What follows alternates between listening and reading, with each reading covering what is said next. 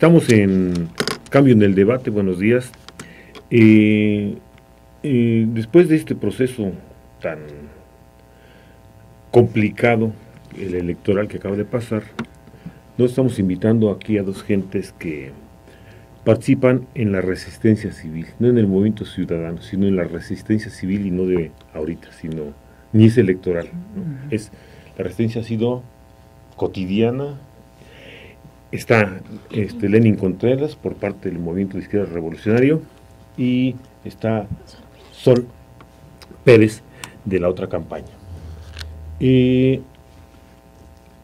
quisiera preguntarles ¿qué opinan de los movimientos electorales? O sea, esos que cada 6 años salen a la luz y después termina la elección y se suman y empiezan a acumular fuerzas. 6 meses antes, un año, y empiezan otra vuelta la calentura, por llamarla así, y después termina. Lenin. Bueno, gracias. Antes que nada, Polo, gracias por invitarnos. Gracias aquí a los compañeros del Cambio por tomarnos en cuenta. Pues el tema es muy complicado, ¿no? De entrada me parece que antes de precisar el punto en torno a los movimientos electorales o esta serie de fuerzas, ¿no? Que se aglutinan y se juntan para después venderse o canjear, ¿no? Por canonjías por algunas posiciones, sí sería importante como caracterizar un poquito el sistema político nacional.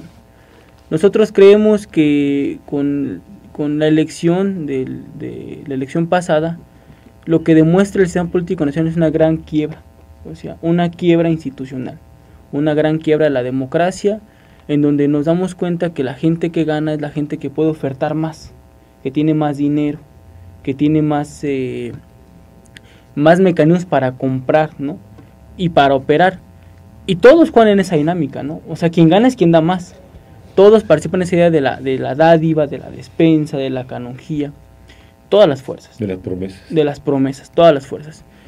Y esto es porque el sistema político se fundamenta en esa idea del político profesional, del mercenario. Tú te das cuenta hoy cómo la gente que quiere participar en política no es porque tenga vocación de servicio público o vocación de político. Es porque es gente que quiere encontrar chamba. Quieren encontrar chamba. Y una chamba cómoda, ¿no? Un trabajo cómodo. Entonces te encuentras en la lista montones de mercenarios que son tipos demasiado limitados intelectualmente. O sea, no voy a poner ejemplos, pero ve los senadores de la primera minoría, ¿no? A nivel estatal, o ve los senadores constitucionales, ¿no? Son tipos intelectualmente limitadísimos, o sea, son tipos que no sé si sepan leer, pero son tipos muy limitados intelectualmente. Entonces, el problema es que esta idea del político profesional se convierte en la fuerza que regula los procesos electorales, ¿no? Y entonces te das cuenta cómo la gente que llegue no es que tenga vocación de servicio, no es que tenga un claro panorama de la problemática social. Es gente que quiere agrandar sus carteras, sus bolsillos, ¿no? Entonces, de entrada, esta figura del político profesional lo que demuestra es la quiebra del sistema político, ¿no? Y entonces, donde las lógicas son que si tú tienes la aspiración de cambiar, si tú quieres involucrarte en la acción política, pues tienes que negociar con ellos. ¿Nacional o internacionalmente está pasando eso? Bueno, eso es muy complicado, porque España, por ejemplo, nuestra madre patria. No, madre de nadie, ¿no? No, pero me parece que tiene que ver con un fenómeno más sistémico, ¿no? Un fenómeno más sistémico de cómo un sistema social basado en la explotación, en la apropiación de los bienes privados se legitima, ¿no? E intenta adquirir cierto grado de consenso. Que al final son mecanismos en los cuales, si bien logran obtener un poco de consenso, la gente también ya no está tan conforme con lo que pasa. Pero me parece que, insisto, que es diferente en ciertas regiones. Por ejemplo, lo que pasa en América Latina tendría que ser propio de otro análisis, ¿no? Particular. Yo creo que la pregunta hay que acotarla muchísimo más, ¿no? O sea, los movimientos electorales, ¿de cuándo, de dónde, no?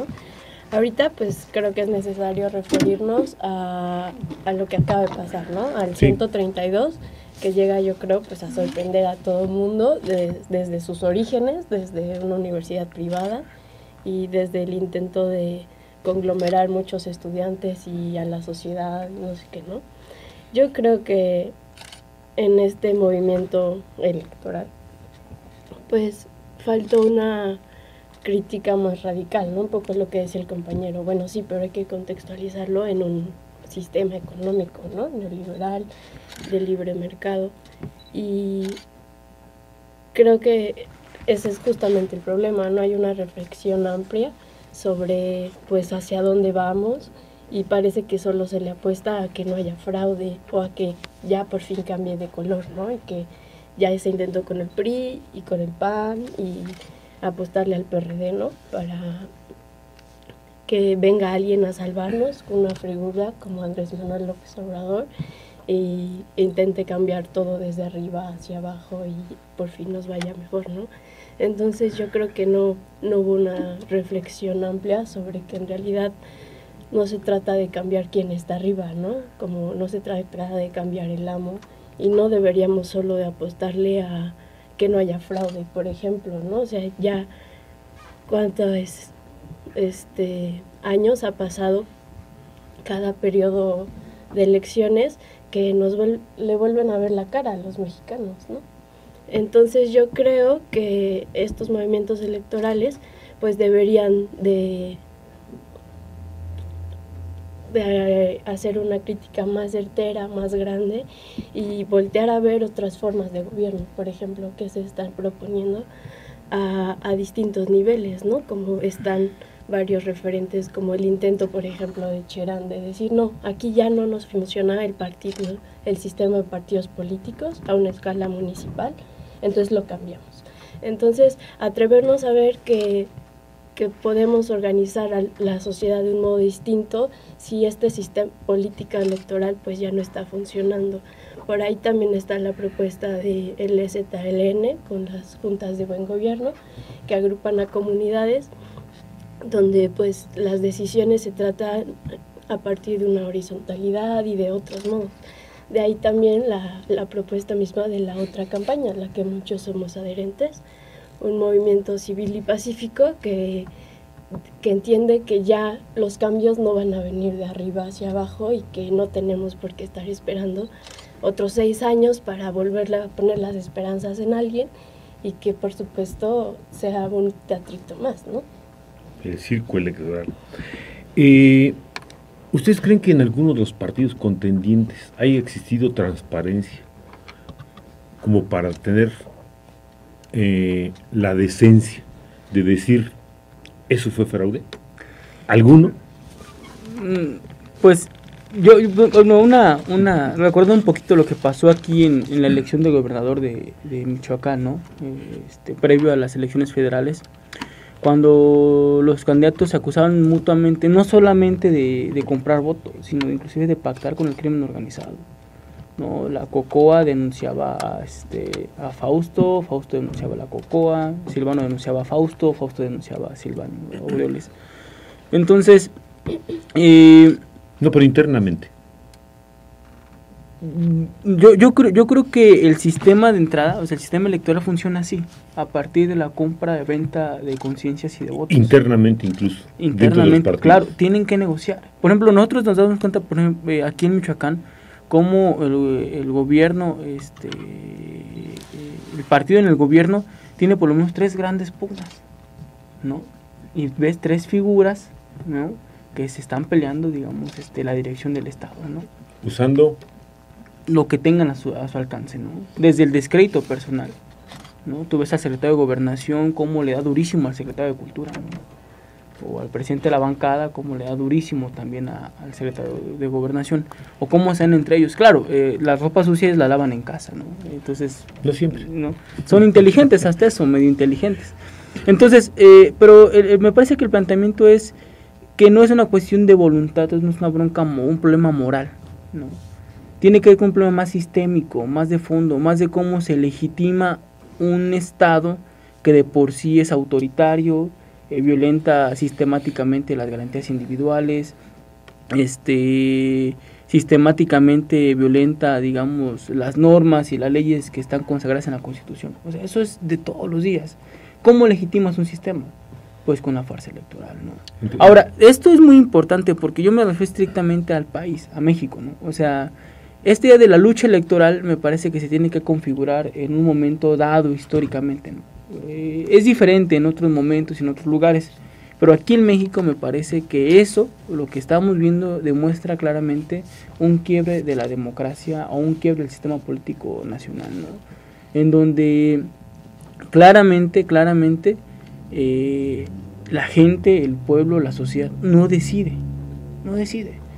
Vemos niveles de abstinencia y de falta de participación enormes, ¿no? O sea, tú estás viendo cómo un tipo estaba gobernando un país de 110 millones con tan solo 19 millones de votos. Suponiendo que los votos están ahí, que sí los compran, o sea, sí los logran obtener comprando. Sí, eso es muy ilegítimo. 1 de cada 4 mexicanos. 1 de cada 4. Bueno, y Sol, en el mismo sentido, ¿tú consideras que en algún partido político exista como la calidad moral para decir eso es fraude? No, por supuesto que no. Yo creo que no hay diferencia alguna entre los partidos políticos, ¿no? Si acaso como ciertos matices. Hablando, por ejemplo, de la izquierda o la pseudoizquierda que quiere representar el PRD, pues voltemos a ver la historia, ¿no? El mismo López Obrador o Ebrard, que era su otra opción, pues viene de una tradición completamente priista, ¿no? Con Camacho Solís en el Distrito Federal. Y en ese sentido, pues yo creo que al interior de ese partido y de todos los demás, pues hay pugnas de poder y de dinero. Y lo que pasó este año es que no tuvieron tanto dinero para comprar tantos votos, ¿no? O sea, que no vengan a decir que, por ejemplo, lo que decía el compañero, las elecciones en el estado, que las mítines de Silvano no estaban tan bien llenos de acarreados, ¿no? Por ejemplo. Entonces yo creo que en ese sentido de la corrupción son iguales, pero también hasta en los mismos modos, en los mismos discursos, ¿no? Ninguno, ampliando un poco más la pregunta, ninguno fue más allá de la gran promesa del progreso para todos los mexicanos, ¿no? Ningún partido planteó pues una diferencia, porque no están en posibilidades de hacerlo desde arriba con esa misma estructura. Por eso regreso a lo que decía anteriormente, de pensar otros modos de cambiar esta sociedad, porque todo ese sistema político partidista ya está corrompido y está pues al servicio de los medios de comunicación, de las grandes empresas, del capital. Entonces creo que no hay diferencia ni al interior de los partidos, ni calidad moral de ellos, ni en las propuestas mismas, ¿no? No es por ahí por donde va a haber más empleo para la gente o más lugares en las universidades para todos los rechazados. Bueno, vamos a regresar un momento, hay un pequeño corte. Sí, irle pensando, algún partido de los que, bueno, en el país o internacionalmente que esté planteando exactamente algo antisistémico, o sea, partidos de los que están contendiendo electoralmente, ¿sí? O sea, me estoy imaginando, pues ahorita en los Estados Unidos, acaban de pasar en España, acaban de pasar también en nuestro país. ¿Alguno planteaba algo a lo que ustedes se están refiriendo, que el origen de todo esto es el sistema? Mira, por ejemplo, el MIR hace en las elecciones estatales participó con la idea de un candidato popular, no ciudadano, popular. En la idea de reivindicar que la lucha por la democracia representativa es una conquista histórica de la lucha de los trabajadores. O sea, eso no es un regalo de nadie, ¿no? Nosotros intentamos participar, presentamos un programa, ¿no?, de gobierno diferente, con la intención de ganar. No sabíamos que no íbamos a ganar porque no teníamos dinero para comprar votos, pero entendíamos que era importante construir referentes alternativos a lo que hay. de repente la gente está tan ensimismada en sus problemas inmediatos de la subsistencia diaria que tiene poco tiempo en pensar en política, ¿no? Que eso es una gran desgracia, por supuesto. Entonces la intención del MIR era construirse como referente, ser otro referente y demostrar a la gente que es posible construir otros referentes. No, nuestro objetivo no era ganar, insisto en eso, ¿no? Eso fue en las elecciones de estatales, ¿no? Para presidente del ayuntamiento, y de gobernador en noviembre del año pasado. A nivel nacional en México hubo muchas fuerzas que le apostaron a un cambio de escenario con un posible triunfo ante Manuel López Obrador. Algunas de ellas muy decentes, no puedo decir que son decentes. Claro, siempre iban a la cola del planteamiento perredista, ¿no? Pero para ellos el triunfo de Andrés Manuel garantizaba o posibilitaba un escenario, digamos, más pertinente para la acción y la lucha política. En la idea de que sí se reconoce, pues, que la gran oligarquía, los bloques más reaccionarios y más conservadores estaban, pues, con Peña Nieto, ¿no? Ahora, yo no digo que Andrés Manuel lo sea, no lo es. El PRD no lo es, o sea, yo insisto, el PRD es un partido de políticos profesionales, ¿no? De chambistas, igual que el PAN, igual que el PRI. Pero, ¿a qué me refiero con esto? Que el tema es más complejo que el simple hecho de decir no sirve, ¿no? Lo electoral no sirve. Yo te ponía el ejemplo de 3 fenómenos muy importantes en América Latina, ¿no? Lo que pasa en Ecuador con Rafael Correa, lo que pasa en Bolivia con Evo Morales y lo que pasa en Venezuela con Hugo Chávez. Dicho de paso, fueron de los primeros gobiernos que le dieron el sí a Peña Nieto. Puede ser, pero en los gobiernos de América Latina se caracterizan por un gran respeto a la soberanía de los países. No la respetaron. No, sí, ellos la respetan. Ellos tienen, me parece, la calidad moral, ¿no? Para respetar la soberanía, porque han exigido que se respete su soberanía. Yo te pongo el ejemplo de Ecuador. Ecuador fue el primer país en América Latina que desechó la imposición de una base militar norteamericana en sus tierras, por ejemplo, ¿no?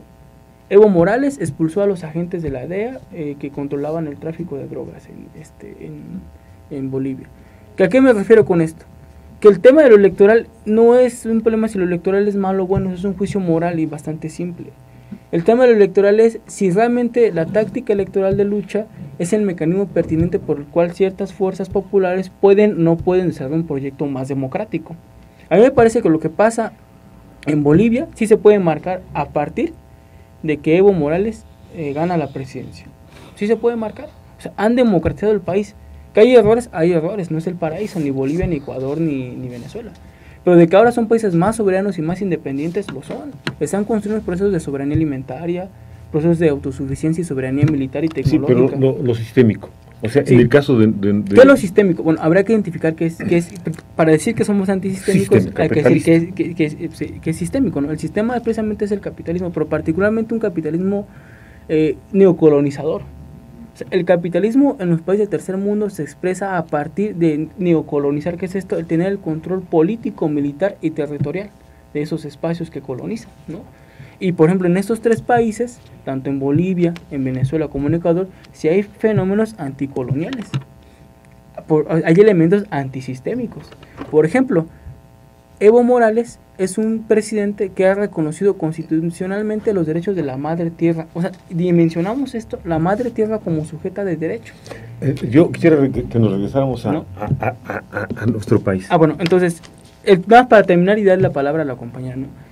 El tema de lo... Bueno, tú preguntabas sobre el mundo. El tema de si lo electoral puede o no puede ser un mecanismo de lucha antisistémica, me parece que tiene que ver con cómo ubicamos precisamente históricamente, geográficamente, esa lucha a partir de identificar el sujeto político, a las personas, no al pueblo, a los agentes que están luchando.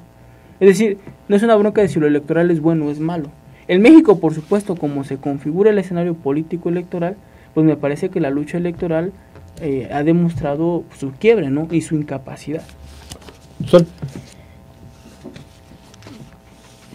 Yo reconozco toda como esta postura soberana que dice el compañero, que tienen algunas iniciativas gubernamentales en América Latina, pero yo sigo bueno, creo que no hay partidos antisistémicos y no sé si suena, si a lo mejor hasta tautológico, ¿no? Como, bueno, oye, si te opones a todo este sistema político, ¿por qué quieres insertarte ahí cuando el resto de la estructura está podrida, ¿no?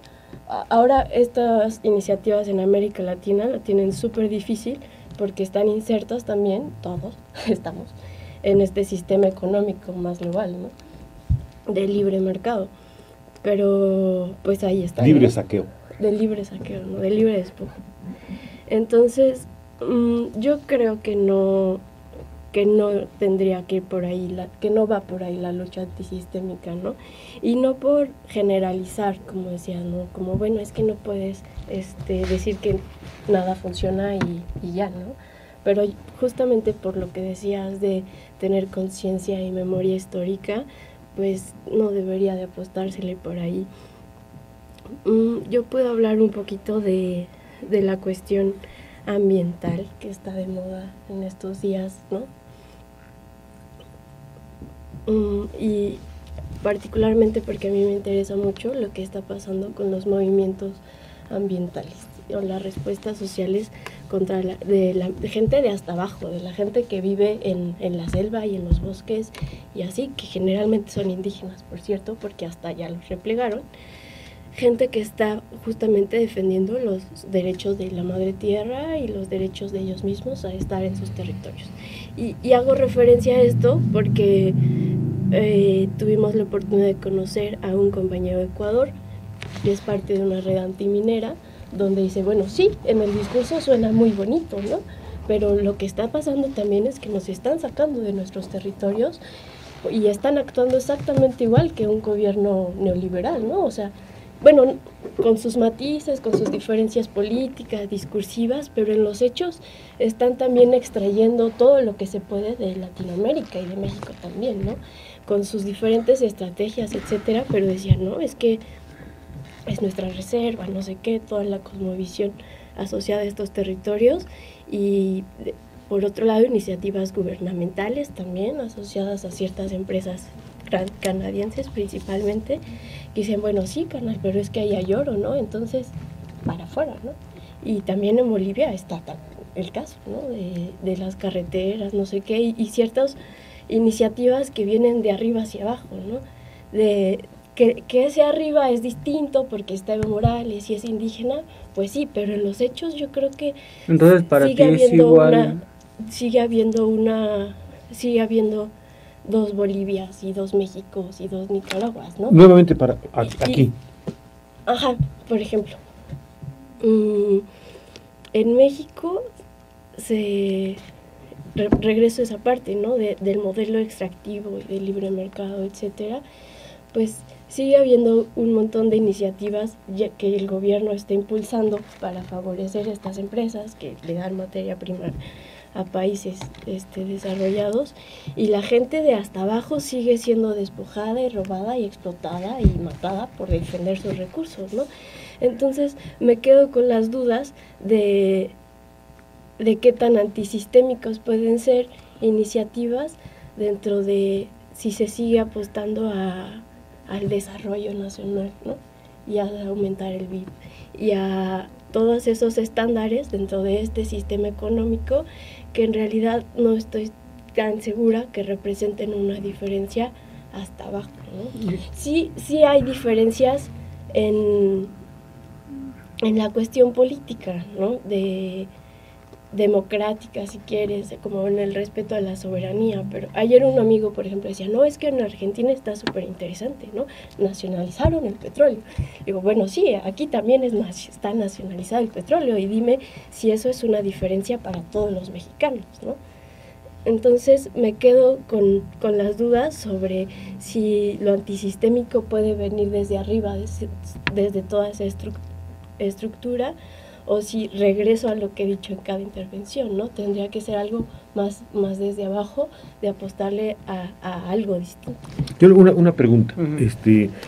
¿Ustedes creen que el modelo electoral esté agotado o todavía tiene alguna subsistencia? O sea, que el paradigma de las elecciones es vamos a mejorar el sistema político, vamos a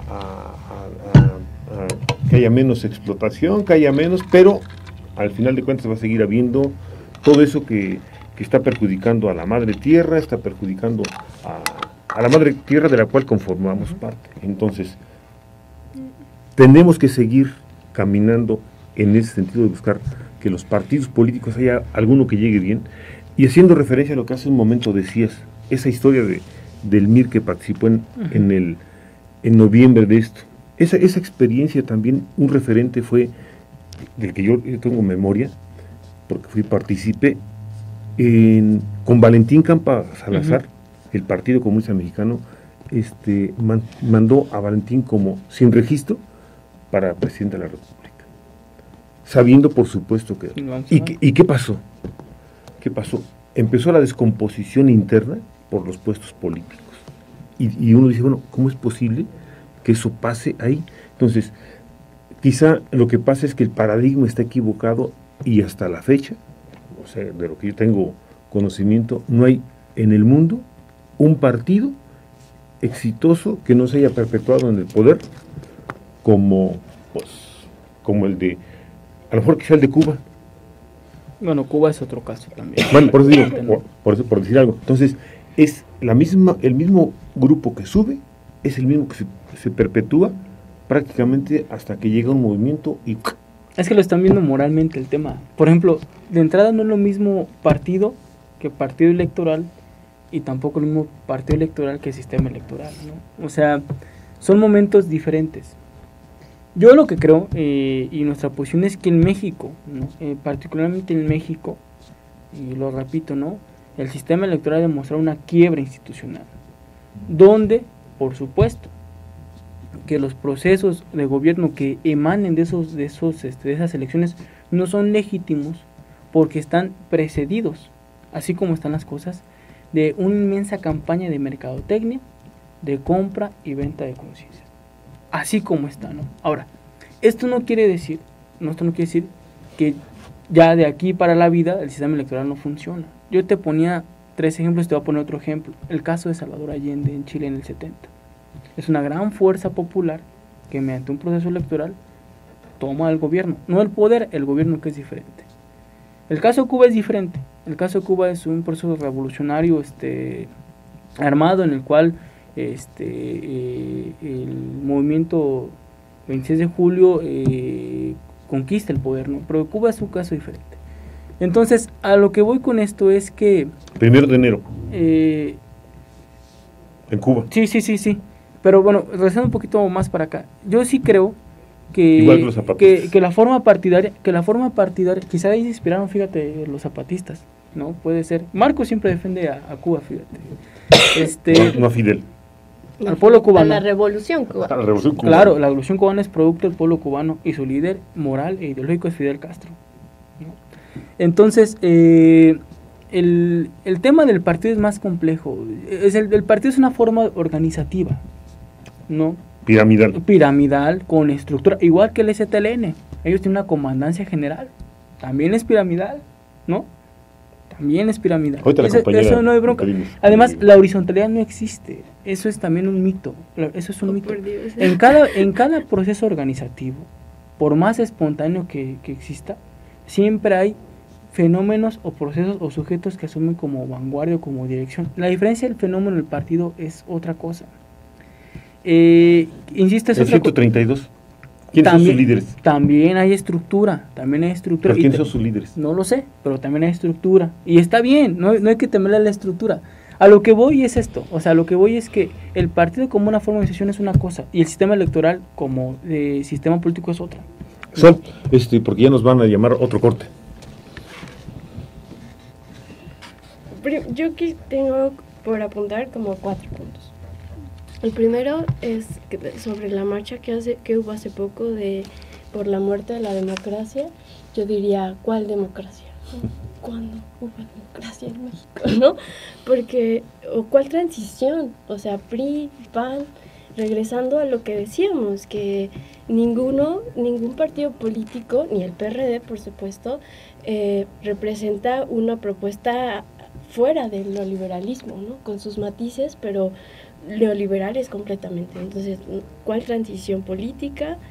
¿Cuál democracia dentro de esa política electoral? Yo como que sigo en esa postura, ¿no? Y lo que decías como que lo estábamos viendo moralmente, yo contesto como sí, claro que sí, ¿no? Y no creo que esté mal, ¿no? Por supuesto que moralmente, como lo hizo por ejemplo el EZLN cuando no se constituyó en un partido político para entrar a ese, repito, teatrito electorero. Hubo ofrecimiento. Como no lo hizo, por ejemplo, don Juan Chávez de la Comedia de Nurío durante toda su vida, porque justamente se ve que toda esa estructura ya está rebasada, que no va por ahí y que por tener memoria histórica, precisamente, se ve que los compañeros que en algún momento representaron a los intereses populares, pues se dan la gran vida en algún momento, ¿no? Y como que pasa algo al momento de subir durante esa estructura de poder que, insisto, empiezan a mediar entre los intereses de libre comercio y de ciertas empresas a costa de los derechos territoriales de la gente hasta abajo. Que la horizontalidad no existe, yo respondería que claro que existe, ¿no? Que el EZLN, por supuesto que no lo manda es un ejército, Marcos, y precisamente cede el poder político a lo que decía, a las juntas de buen gobierno y a las bases de apoyo que llevan. No es estructura. No, pero yo no dije que... Bueno, vamos a pararle aquí porque ya nos mandaron al corte. Vamos a continuar con esto. Estamos casi por concluir nuestro espacio, entonces, para ustedes, ¿qué sigue después de este descalabro seccional para los partidos políticos, no para la sociedad? O bueno, eso yo opino. Sí. Bueno, yo creo que eso tendrán que decidirlo ellos, ¿no? No, pero para Yo lo que creo que más bien lo que nos competiría preguntarnos es qué va a hacer la sociedad, ¿no? Hay múltiples lo que vamos a hacer nosotros. Sí, por eso la sociedad, nosotros, ¿no? O sí que son los de abajo, ¿no? Los de a pie. Sí. Hay múltiples procesos que están convocando a fenómenos de resistencia, ¿no? Por un lado, quizá para detener el fraude, por otro, más en términos autoorganizativos, por otro, en términos más de construcción de referentes y propuestas políticas radicalmente diferentes. Yo creo que lo que queda para la gente es realmente, por un lado, darse cuenta de que hoy los gobiernos, el Estado, no representa los intereses de las grandes mayorías. Y eso es lo preocupante. Pero que esto no va a cambiar si la gente no participa en procesos de autoorganización, en procesos de crítica social, en movilizaciones, en movimientos. O sea, mientras la indolencia sea el común denominador de la gente, pues las cosas seguirán así, ¿no? ¿Por qué la indolencia? O sea, cuando la gente no se inquiete, ¿no? Cuando la gente no se indigna, cuando la gente no siente dolor, ¿no? Por el sufrimiento de los otros, o sea, mientras la gente no, por el sufrimiento propio, cuando la gente no sienta eso, pero cuando la gente está en esa situación, pues difícilmente se va a mover, ¿no? Por eso insisto, ¿no? Hay que acabar con la indolencia y hay que volvernos gente más indignada. Entonces, me parece que el primer paso es, de entrada, empezar a generar procesos autoorganizativos, ¿no? De descrédito. ¿Ustedes consideran que lo que está planteando el 132, el movimiento Yo Soy 132, tiene algo en ese sentido? Mira, lo que pasa es que el 132 no es un movimiento homogéneo. O sea, también hay que decirlo. Por fortuna. Sí, puede ser, pero hay múltiples posiciones ahí, sí. Múltiples posiciones. Yo creo que ahí dentro del 132 hay posiciones muy interesantes y muy acertadas. Así también como creo que hay posiciones bastante conservadoras. Horizontalidad. No lo sé.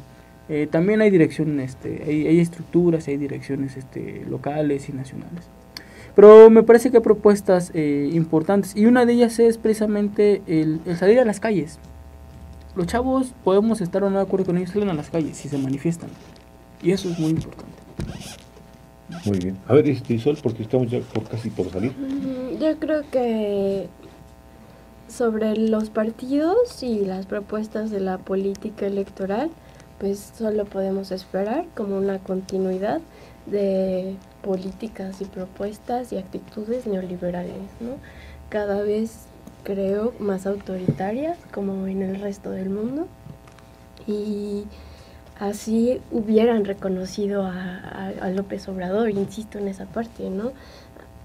Seguiría habiendo como esta postura neoliberal de seguir abierto a los grandes intereses. El señor para nada hablaba, por ejemplo, de la expropiación de los medios de comunicación, una de las grandes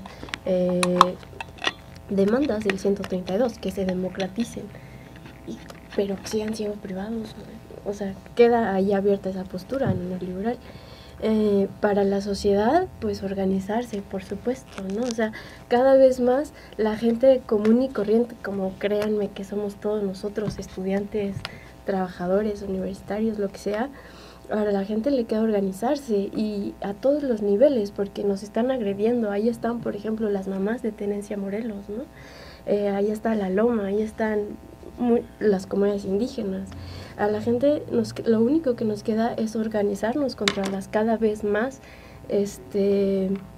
iniciativas que violan nuestros derechos. También nos queda desengañarnos de todo ese sistema y así entender un poquito más entonces qué es esta propuesta antisistémica, ¿no? Porque desengañarnos y ver que por ahí no va, que las cosas de arriba hacia abajo pues terminan perpetuando la desigualdad, y esperaría yo, creo que es utópico, por eso así se llama nuestro colectivo, esperaría yo pues que veamos que por ahí no va, que hay que cambiarlo, que no funcionan las cosas así en los movimientos ciudadanos ni las organizaciones, si se empiezan a crear cúpulas, que entonces la gente pues empieza a seguir órdenes o las ideologías de grupos que intentan tirar línea en los movimientos, ¿no? Que llegan como a dividir. Entonces, pues lo que nos queda es la organización y la conciencia de que dentro de este modelo, sin hacer cambios reales, se va a acabar México, ¿no? Tanto por el modelo extractivo de recursos naturales como los niveles de despilfarro de dinero y la gran desigualdad. Sigue habiendo altos índices de pobreza, etcétera, etcétera, ¿no? Entonces lo que nos queda es, como estudiantes, organizarnos con la sociedad, insisto yo, en que tiene que haber horizontalidad, ¿no? Sí. Quizá otra pregunta, ¿nos tendríamos que seguir moviendo los ritmos electorales? No, yo creo que no. Eso me parece una respuesta muy, muy obvia desde un punto de vista del movimiento social y popular. Yo creo que el movimiento social tiene que marcar sus tiempos de maduración, de lucha, de resistencia.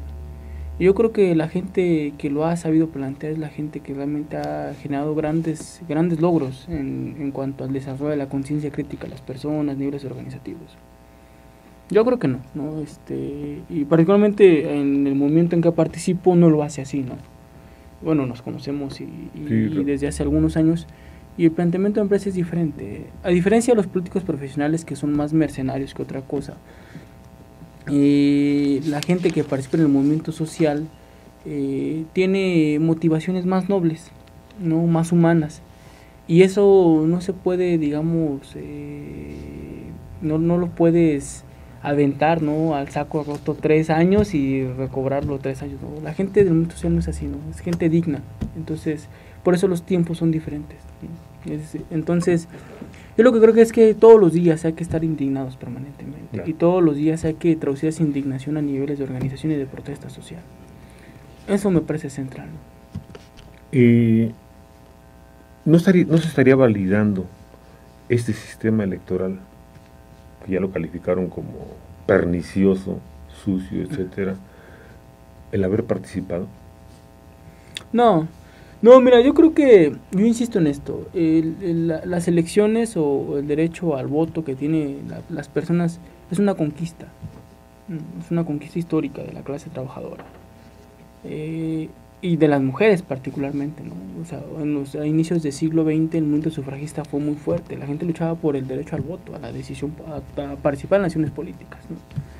Yo no creo que sea, insisto, tanto la bronca de ir a votar o no votar, o si la gente lo legitimó o no. ¿No? Me parece que el tema es que precisamente las fuerzas políticas que en este momento se han apropiado del sistema político, los partidos políticos, no representan los intereses de las grandes mayorías, sino solamente representan sus intereses particulares, ¿no? Muy particulares y muy mezquinos, ¿no? Sobre todo eso, muy mezquinos. Entonces, yo no sé hasta qué punto, por ejemplo, uno le puede decir a la gente que no ejerza su derecho constitucional. Claro. No. O sea, es como decir, bueno, no accedes al derecho a la educación pública, ¿no? No, pero... Ya la compañera nos sacó la tarjeta de 2 minutos, la tarjeta roja de 2 minutos. Yo creo que la gente puede votar, y puede votar por quien quiera y ejercer su derecho, pero... Ahí no se acaba, por eso supuesto, no, ¿no? Eso no va a implicar, insisto, en el cambio para, por ejemplo, el México de abajo. Entonces, insisto en que lo que nos queda, pues, organizarnos entre todos, pero sin líderes, ¿no? Sin líderes, y ir discutiendo todo lo que está pasando ahora en torno al modelo educativo en México, ¿no? Que cada vez es más neoliberal, ¿no? Ver qué está pasando, insisto, en ese despojo de territorio, de recursos naturales, de quitar a los dueños que siempre han sido de ahí, ¿no? La explotación obrera, todo, ¿no? O sea, todos los sectores ya se están viendo agraviados, y lo que queda, pues, es ver qué hacemos entre todos para cambiar este país. Y yo insisto y cierro que sin estructuras verticales, porque si no, no va a implicar un cambio distinto. Muy bien, entonces yo creo que aquí de lo que concluiríamos quizá es que lo que se requiere es fundamentalmente articular los pequeños resistencias civiles, claro, y tratar de llegar a algo que nos permitiera desterrar de plano a estos partidos políticos electorales.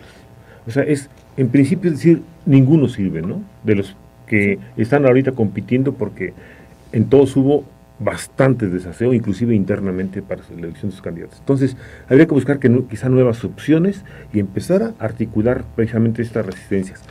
Quedaron de venir los compañeros del 132, pero exactamente su horizontalidad a veces no les permite una movilidad tan pronta. Si tienen que llegar a una asamblea para decir tú vas, o tú vas, o tú vas. Y son cosas que, insisto, ¿no?